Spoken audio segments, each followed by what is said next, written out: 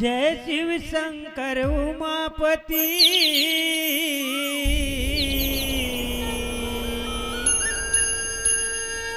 कैलाशपति धनिग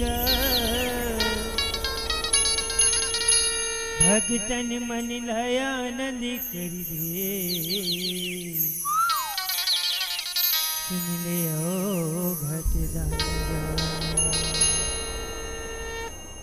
चल कंवरिया भोले नगरिया कंवरिला उठा के, चल कंवरिया भोले नगरिया कंवरिला उठा के, बैठे भोले बाबा धुनीला रमा के, बैठे भोले बाबा धुनीला रमा के।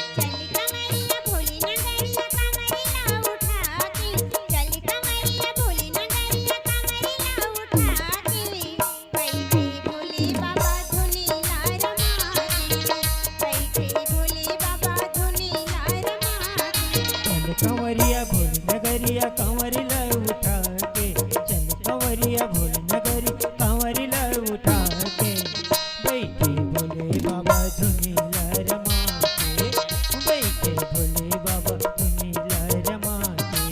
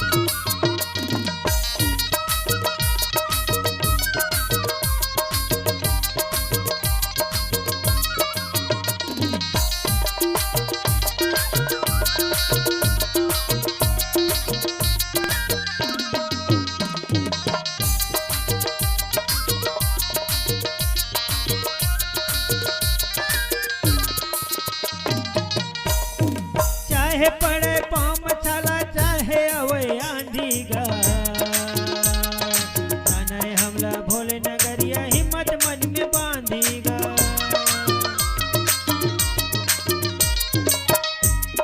चाहे पड़े पाम छाला चाहे अवे आंधी गा,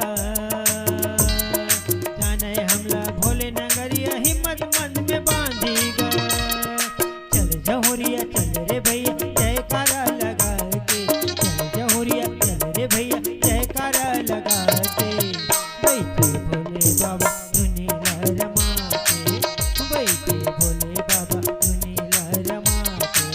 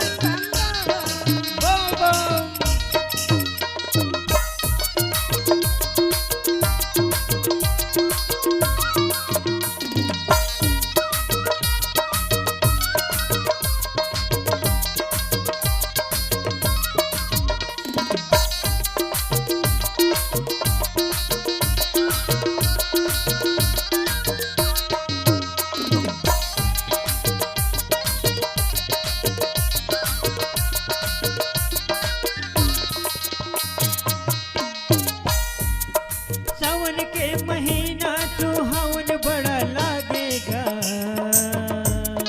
जम्मू नरे नारी शिव दरस पर आतेगा।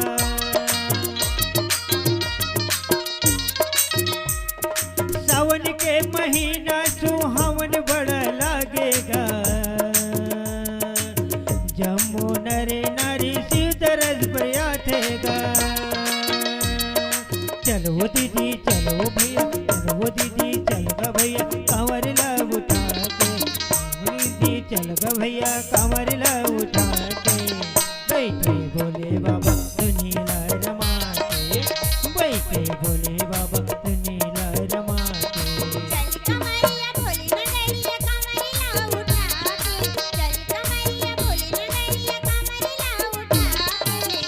बैठे भोले बाबा दुनिया रमाते, बैठे भोले बाबा दुनिया रमाते, बैठे भोले बाबा दुनिया रमाते, बैठे भोले बाबा दुनिया रमाते। बोल हर हर महादेव की जय।